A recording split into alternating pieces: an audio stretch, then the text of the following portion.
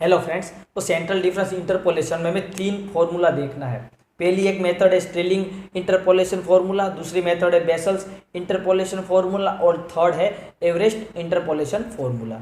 Okay, तो ये video में हम बात करने वाले हैं स्ट्रेलिंग इंटरपोलेशन फॉर्मूला। तो उसमें क्या होता है कि आपको ये सब डेटा पॉइंट गिवन होगा, उसमें से हम टेबल बनाएंगे और ये जो सेंट्रल डिफरेंस इंटरपोलेशन, सेंट्रल का मतलब क्या होता है कि कोई भी बीच की वैल्यू के लिए करस्पॉन्डिंग वाई फाइंड करना है।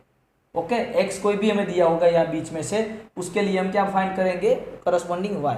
ओके, तो अभी हम देखते हैं कि इनको क्वेश्चन में क्या पूछा गया है एग्जाम्पल में। क्योंकि user Stirling formula to find U32 given that, हमको डेटा पॉइंट गिवन है कि x हमारा जब 20 होगा तब y की वैल्यू है ये, देखो x 20 तब y की वैल्यू ये, x 25 तब y की वैल्यू 13.674, 25 के पास, 30 के पास ये वैल्यू, 35 के पास ये वैल्यू, 40 के पास ये, ऐसे हमें टेबल बनाना है। ओके, तो अब हम क्या करेंगे, तो कि जो x का पॉइंट होगा उसमें से हम इसी बीच वाले x में x0 बोल देंगे। तो यहाँ पे देखो 1 2 3 4 5 और 6 है, तो 6 का हाफ करेंगे तो 3 होगा, मतलब कि ये दोनों हमारा मिडिल पॉइंट होगा x में। देखिए, तो इसमें से आप किसी एक को आप बोल सकते हो। ओके, x0, ऐसा जरूरी नहीं है इसको बोल दो इसको बोलो, आप किसी को भी बोल सकते हो। तो मान लो हम इसको बोलते हैं 30 को x0, तो x0 तो ये क्या होगा हमारा y0, ये क्या होगा x-1, तो ये क्या होगा y-1, ये होगा x-2, तो ये होगा y-2। तो ऐसे हमें टेबल क्रिएट करना है, x2 तब ये मिलेगा y2, x3 तब ये होगा y3। ओके, तो भी गोज फॉरवर्ड में जो टेबल था सेम टेबल बनाना है। तो कि किस तरह से बनाएंगे, तो कि हम पहले इधर डेल्टा y फाइंड करेंगे। तो डेल्टा y क्या होगा, तो कि 13.674 माइनस 14.0345, मतलब कि y1 माइनस y2, तो आपको क्या मिलेगा डेल्टा y माइनस 2। ओके, तो आप कैलकुलेटर से करेंगे तो जो वैल्यू मिलती है वो भी मैं लिख रहा हूँ क्योंकि टाइम वेस्ट ना हो इसलिए। ए माइनस ए, तो हमें क्या मिलेगा -0361। ओके, ये माइनस ए, तो उसको हम क्या बोलेंगे डेल्टा y -1, ए माइनस ए, तो वो होगा -0.417। ये दोनों के बीच में ये लिखेंगे हम, ये दोनों के बीच में ये लिखेंगे, क्या होगा, तो कि डेल्टा y1 माइनस y0, उसको क्या बोलेंगे डेल्टा y0, वो क्या होगा, तो कि -0.523, ये माइनस ये, उसको हम बोलेंगे डेल्टा y1, तो वो क्या होगा, तो कि -0.643, ये माइनस ये, उसको हम क्या बोलेंगे delta y2 is equal to, दोनों के बीच में ये लिखना है 0.780।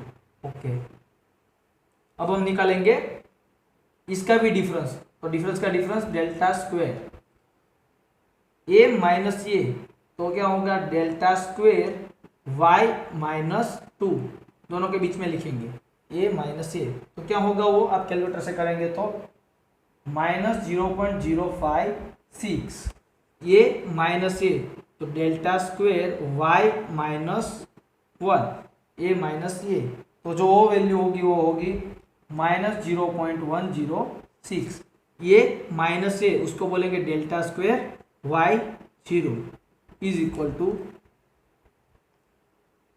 -0.122। टेबल बनाना बहुत इजी है, ए माइनस ए, तो डेल्टा स्क्वायर y1, दोनों के बीच में ही लिखना है। ओके, तो वो होगा आपका -0.135। ओके, अब इसका भी डिफरेंस निकालेंगे, जब तक लास्ट वैल्यू सिंगल नहीं आती तब तक ये करते जाएंगे, डेल्टा क्यूब y, ए माइनस ए, तो उसको हम बोलेंगे डेल्टा क्यूब y-2, दोनों के बीच में लिखो, मिलेगा आपको -0.050, ये माइनस ए, उसको हम बोलेंगे डेल्टा रेस्ट क्यूब y-1, तो वो होगा आपका -0.016, ये माइनस ए, उसको बोलेंगे डेल्टा क्यूब y0, दोनों के बीच में ही लिखेंगे। ओके, क्लियर, समझ में आ रहा है। आई थिंक सबको टेबल बनाना तो आसानी से आएगा। अब इसको बोलेंगे इसका भी डिफरेंस, तो डेल्टा रेस टू 4 एक पावर बढ़ जाएगा, ए माइनस ए उसको बोलेंगे delta raise to 4 y minus 2 is equal to 0.034, ये माइनस ये delta raise to 4 y minus 1, okay, तो होगा 0.003। अभी इसका भी डिफरेंस होगा डेल्टा रेस टू 5, ये माइनस ये तो उसको बोलेंगे delta raise to 5 y minus 2 is equal to minus 0.031। Single value आ गई, अब आगे टेबल बढ़ेगा नहीं, ओके। तो टेबल बनाना तो आ गया। अब स्टिलिंग इंटरपोलेशन की फॉर्मूला आपको याद रखनी नहीं पड़ेगी, मैं आपको सिंपल मेथड से सिखाऊंगा, जिससे आपको क्या होगा, कोई भी एग्जांपल होगा तो आपको उसका फॉर्मूला याद नहीं रखना पड़ेगा। ज़्यादा फॉर्मूला है आप याद रखेंगे तो बहुत ऐसा बोझ बढ़ जाएगा, लेकिन हम टेक्निक से इसको सीखेंगे।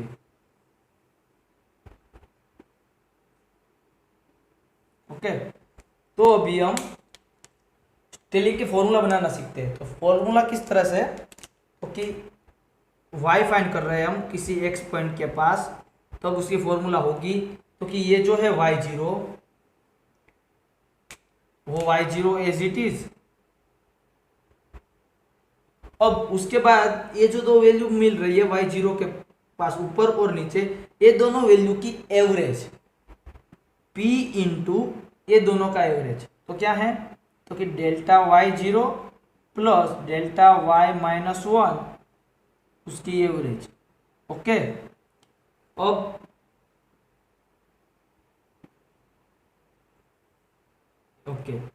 क्या होगा, तो कि देखिए प्लस, अब जो आएगा ये दोनों के बीच की वैल्यू जो ये है वो ए वैल्यू, लेकिन यहाँ पे आएगा P। हमें सिर्फ खेल इतना याद रखना है P का काम क्या करना है। पहले तो P नहीं था, बाद में P आएगा, बाद में जो आएगा वो आएगा P स्क्वेयर, क्लियर। और ये दोनों के बीच की जो वैल्यू है वो delta square y minus 1 divide by 2 factorial, okay.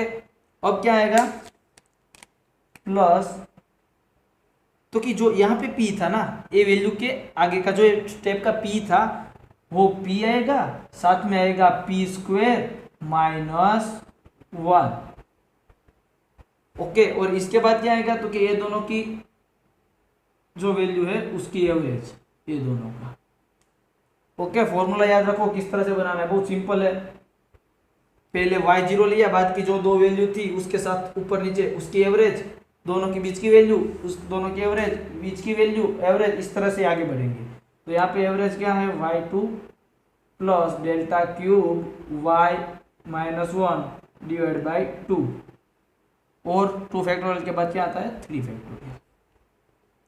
अब तो कि जो अब जो स्टेप आएगा वो स्टेप इसके आगे का ये स्टेप है उसके आगे वाला, मतलब कि ये स्टेप यहाँ पे क्या था p स्क्वेयर, उसके बाद आएगा p square minus 1, okay, divide by 4 factorial into, अब ये दोनों के बीच की वैल्यू जो है ये वो वाली, वो क्या है delta raise to 4 y minus 2, okay.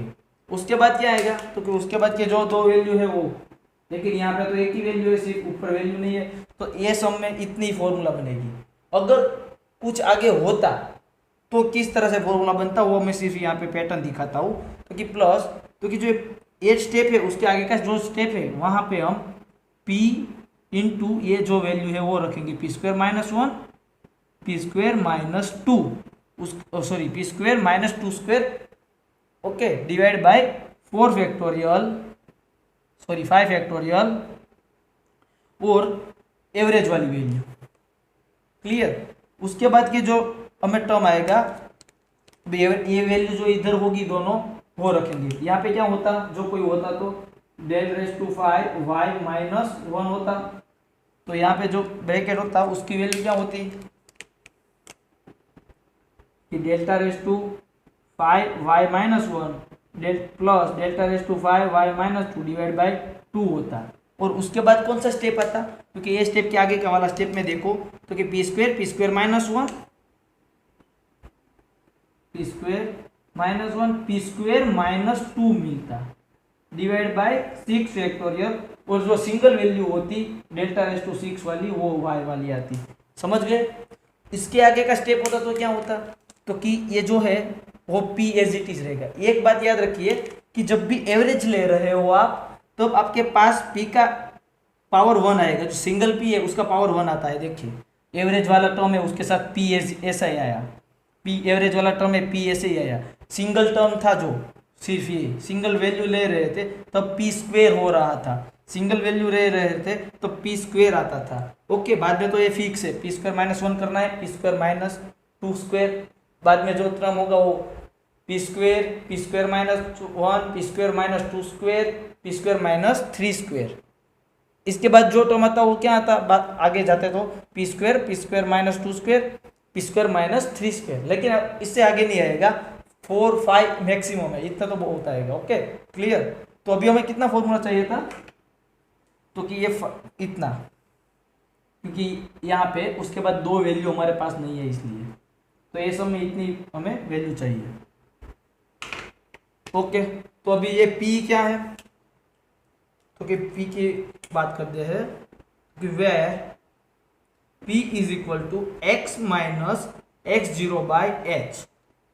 h length of interval सभी में 5 है, देखिए 25 माइनस 20 करेंगे तो h की वैल्यू तो 5 है, x की वैल्यू क्या है 32 के पास हमें फाइंड करना है, तो 32 हमारा x0 30 है, तो 32 माइनस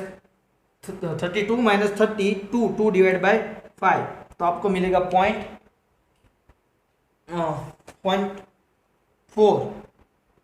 ओके, p की वैल्यू मिली 0.4, तो ये p की वैल्यू आप ए इक्वेशन में रख दीजिए, यहाँ पे यहाँ पे यहाँ पे यहाँ पे, और y0 की वैल्यू ए, उसके बाद जो ये दोनों की एवरेज y0 प्लस ये डिवाइड बाई 2, उसके बाद ये, उसके बाद ये दोनों की वैल्यू, उसके बाद ये वैल्यू।